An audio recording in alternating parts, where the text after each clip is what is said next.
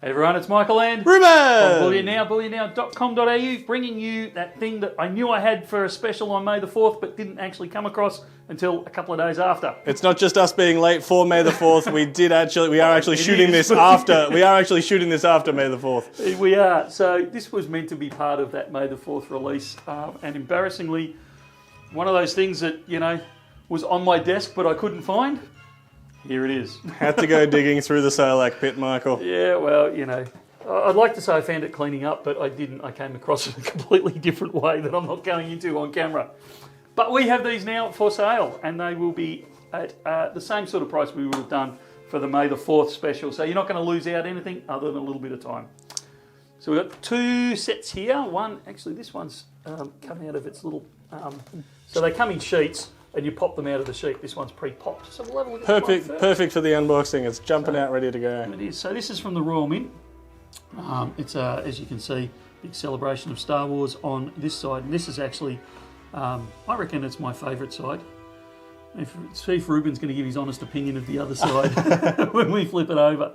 And then over the page we have the faces of. So you've got Leia, you've got Luke, and you've got Han at the front there.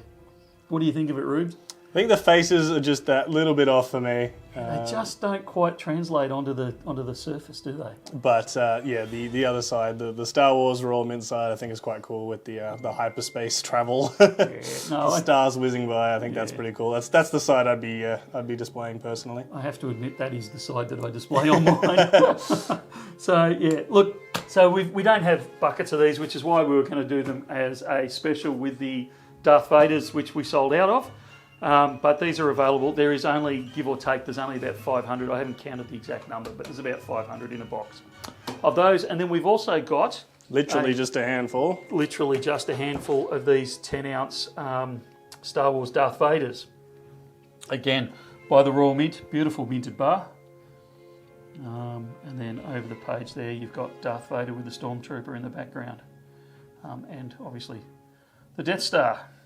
I do prefer that one a lot more, Michael, not just because it's 10 ounces of silver, but design-wise, I think it's a lot cooler. I think it's a good design, but I also like the fact 1 ounces are great because they're cheap and cheerful.